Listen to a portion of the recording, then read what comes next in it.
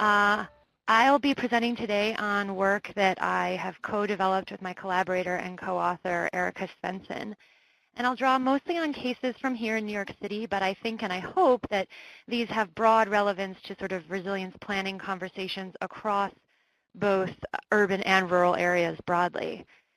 Just a quick bit of sense of place. The New York City Urban Field Station where I work is a partnership between the U.S. Forest Service and the New York City Department of Parks and Recreation, as they are sort of the primary natural resource manager in the city. From that core partnership, we've now expanded to include over 50 civic, academic, and other municipal partners. What we really aim to do is be both a conceptual space and a physical place where researchers and practitioners work together on our mission of improving quality of life in urban areas by conducting research about social ecological systems and natural resource management. So we actually have a facility for visiting scientists and students that folks can apply to, and I will put up our website on the page. So much of our research focuses on environmental stewardship, and we define stewards as groups that conserve, manage, monitor, educate about, or advocate for the local environment. And that includes broadly land, air, water, waste, toxics, and energy. We're interested in the whole system. And in particular, we've drawn attention to the role of civil society, meaning civic groups and NGOs. These groups exist in large numbers, they persist over time. We think they're really social innovations that influence how urban spaces are designed, managed, and used. And they're social resources that we draw upon in good times and in bad, post-disaster and in lean economic times. And so we think that supporting resilience requires a greater understanding of stewardship dynamics. So we're really aiming to fill the gap that Sam noted in the literature, where there's a lot of focus on physical or gray infrastructure. We're focusing on social dynamics and how these groups interact with green infrastructure. So in the map at the left, you see green infrastructure mapping is relatively common in urban environmental planning and management. But this project, StewMap, is unique in that it maps the actors that care for that infrastructure. So at right, you see a map of 2,800 civic stewardship groups with dots representing the address of these groups. And in creating this project, we were responding to biases or patterns that we saw where there was skepticism that there was environmental engagement in the city, or where there was cherry picking of funders picking certain groups over others. The goal of this project is to make visible the gaps and the overlaps in civic stewardship with an aim of strengthening the whole system. And as Dana mentioned, there's a larger webinar about this project that you can refer to the for. We've also looked at the connections among stewards, and we use social network analysis to identify key organizations that serve as brokers or bridge organizations in the network. And we found at the time we did this study in 2007, about a dozen civic groups playing this crucial role in sharing information and resources across New York City. So what these groups do is they cross sectors and scales, and they connect smaller civic actors with larger public agencies. So in a sense, these groups are creating a multi-scaled governance capacity and helping build a more flexible, adaptive, and resilient institutional structure. And I should mention that this work is being conducted with Dana Fisher of University of Maryland, James Connolly of Northeastern University, and really a growing team of National Forest Service scientists.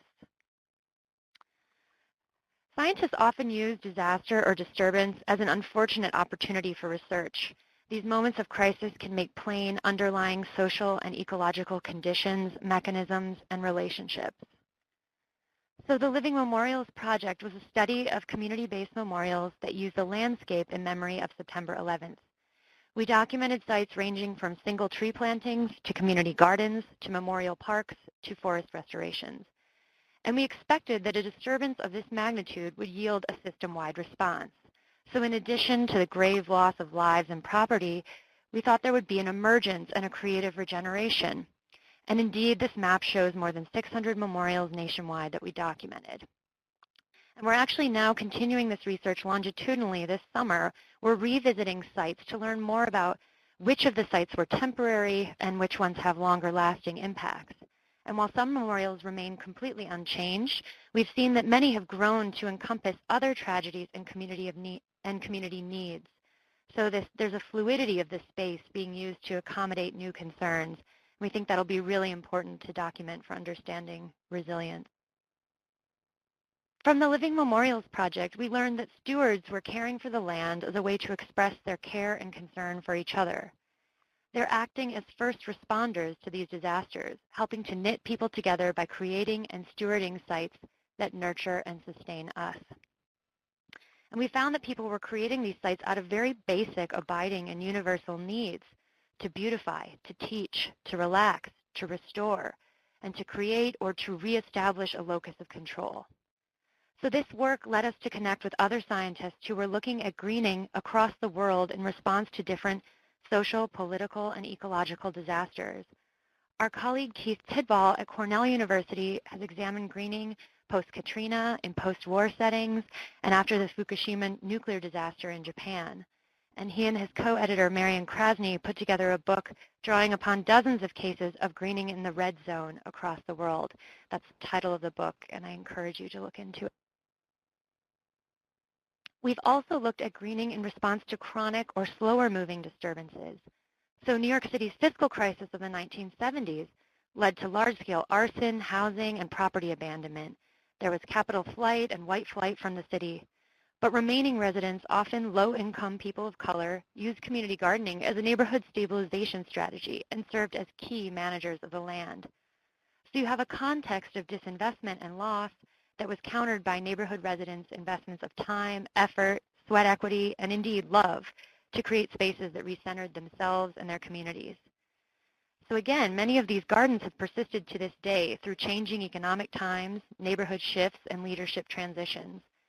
And we're working on longitudinal research to understand the motivations and experiences of community gardeners over the last decade.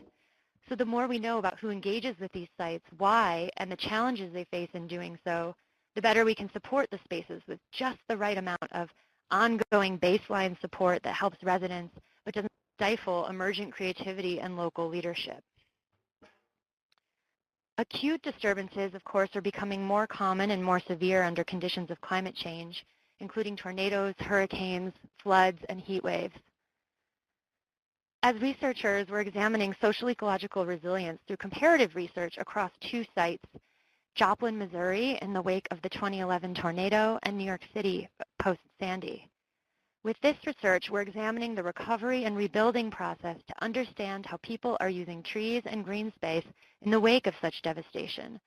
Particularly, we're interested in stewardship, again, memorialization, and even the creation of sacred space.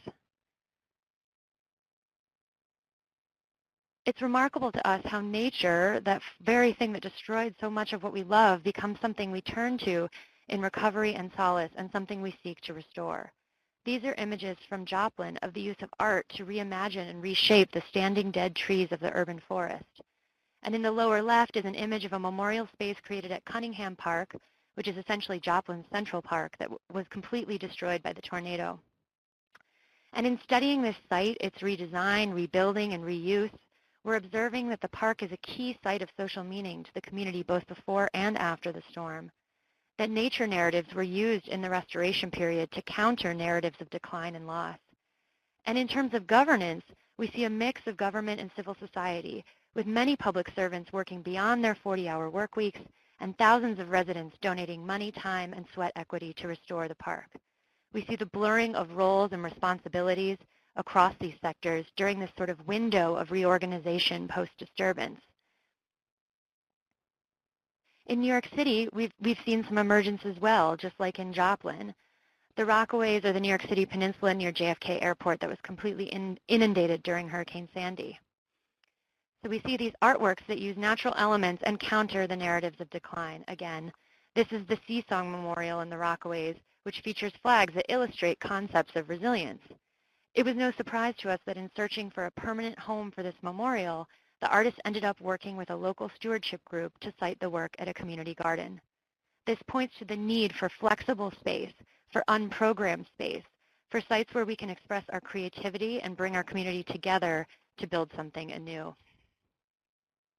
We also saw an uptick in civic engagement and stewardship post-Sandy.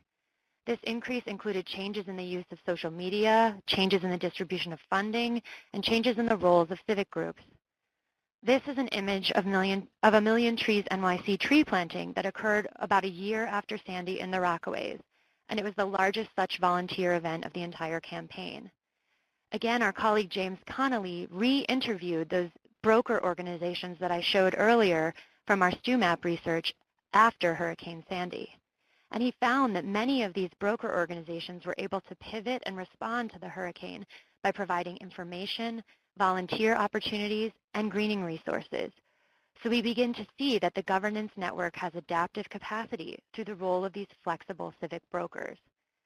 These brokers have dual accountability both to the government agencies and funders, but also to the grassroots. They provide novel resources, such as grants and stewardship programs, and they build new alliances and can even, in some cases, address uneven resource distribution. James is working on a manuscript with these findings, and we think it's a really exciting piece of new work. So now turning to stewardship and park use every day. Because in order to cultivate social ecological resilience, we need to understand relationships between people and nature in the time before this disturbance, under more everyday conditions. So our more recent research has honed in on the relationship between people and ecosystems at parks and natural areas, meaning woods, meadows, and wetlands that were set aside and not programmed for active recreational use. One way of understanding human-environment relations is through the concept of ecosystem services. These include the provisioning, regulating, habitat supporting, and cultural functions of the natural world. Cultural ecosystem services are those non-material, non-biophysical benefits, including aesthetics, spirituality, recreation, education, cultural heritage, knowledge systems, and physical and mental health. The cultural is sometimes overlooked or oversimplified because in the past, humans were excluded from our concept of ecosystems. But in the city, we are a dominant ecosystem engineer. So we can describe cultural services as co-created by the interactions of people or stewards and ecosystems. And in cities, this can occur anywhere from a single street tree to a vacant lot, to a shorefront, to a forest. So working with the New York City Parks Department and the Natural Areas Conservancy, a local NGO, we've documented the use, value, and meaning of urban parkland in 39 parks over 2 summers. We covered more than 9,000 acres and interviewed more than 1,600 park users. We asked people, why did you come to this park? And we can see it left the primary themes that emerged. In summary, we found that urban parkland is a crucial form of nearby nature that provides space for activities, recreation, socialization, and environmental engagement, and supports social ties and place attachment. We see that these themes connect directly to the sociocultural ecosystem services defined by the Millennium Ecosystem Assessment, particularly social relations, sense of place, aesthetics, recreation, inspiration, and spiritual values. Thus, urban nature is a critical part of the sustainable and resilient city precisely because it supports social, psychological, and in some cases, spiritual needs of its citizens. We found that parks support these dimensions of health and well-being at 3 scales by helping people connect to self, others, and a larger reality. So connecting with self occurs as park users seek out the refuge of woods away from the dense urban environment. And because I'm a qualitative researcher, I'll share some quotes. A respondent said, quote, "There's no other place out there to read in peace and quiet without seeing 1 million people," from Fresh Creek Park in Brooklyn. Connecting with others occurs through socializing, such as barbecuing, picnicking, or talking on a bench, which we found in about 1/3 of park users we observed. And about 26% of respondents visited their parks on a daily basis, and another 42% visited weekly. Another quote, "We love this park. We're here 7 days a week. This is our second home. If there were 8 days a week, we'd be here the 8th day too." That's from Pelham Bay in the Bronx. And connecting with a larger reality refers to using parks to engage in spiritual, religious, and even sacred practices. A few respondents engaged in ministry, prayer, meditation, or making offerings. At some waterfront sites in Queens and Brooklyn, we've found evidence of sacred practices, including ritual debris and posting religious writings. Other respondents engaged in solitary meditation or prayer, making specific reference to doing so in a natural setting. So turning back to the question of stewardship, we also asked park users if they were involved in any groups that take care of the environment, and found overall 15% of park users are also stewards, showing a fairly high engagement in that form of stewardship. The word cloud shows the names and the types of groups with which people are engaged, and I apologize if it's hard to read, but it's just to give you a feel for the types of groups that we're talking about in stewardship. But we're also interested in what people said when they didn't participate in stewardship. And the primary barriers that exist are no surprise, lack of time, and lack of awareness about how to get involved. But perhaps of most interest to natural resource managers who are trying to cultivate stewardship are those who said, no, they're not engaged, but they shared with us other ways in which they engage, from civic engagement at church, to recycling at home, to picking up litter at parks outside the context of a group. We see that these respondents are already engaging with social ecological systems in their own way and in their own time, but they might also be potential recruits for new programs and opportunities. And if you want to strengthen the connection between people and the urban environment, we would do well to use these building blocks to meet people where they are in our outreach and programming. So in wrapping up, I'll raise some questions for us to consider about how stewardship can be part of a strategy for cultivating resilience.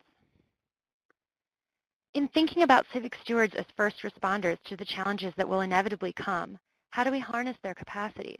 How do we ensure that stewards are listened to, valued, and meaningfully engaged in decision-making about the spaces of their neighborhoods and cities? Stewardship groups have a role to play in creating urban nature. As they persist over time, they formalize and professionalize. They're playing a crucial role in our governance networks. How can actors in the state and private sectors learn to embrace civil society? And how can we continue to build parity in our system? After a disturbance, we need space to gather, to meet, to organize materials, to socialize, to rest. And as the timeline extends out from the immediate aftermath, we need places to express ourselves, to create beauty, teach, and connect. How can we consider these later stages part of the disaster recovery process? And when the magic of so much of these spaces comes in their very emergence and unplanned nature, how can we plan for the unprogrammed? How can we cultivate places of social meaning? Finally, thinking about nature as a restorative mechanism, how can we envision nature not only as a buffer or a service, but as part of our social infrastructure that supports health and well-being and serves as a platform for the co-creation of ecosystem services? Because we don't just want to adapt to the prior disturbance, we want to think about how we can sustain healthy and just urban communities always. So I'll briefly touch on the next steps in our resilience-related work. We have a number of manuscripts in preparation or review with journals, drawing on the social assessment of parklands and the StewMap research. And if anyone on the webinar wants to get in touch with me directly, I'm happy to share our previously published work. As well, this summer, we're ramping up our research on the Landscapes of Resilience project. With funding from the TKF Foundation's Nature Sacred program, we're studying a single resident garden at a New York City Housing Authority public housing complex on the Rockaways as a case study of the role of community-based stewardship in the recovery from Hurricane Sandy. I plan to produce journal articles, blogs, and other media from that project. Finally, and this is an invitation, we're working on planning a strategic workshop to continue this discussion on the role of community-based stewardship in post-disaster regreening. We're actively developing our partners and participants for this event. So again, feel free to contact me with questions or feedback if you're interested in that effort.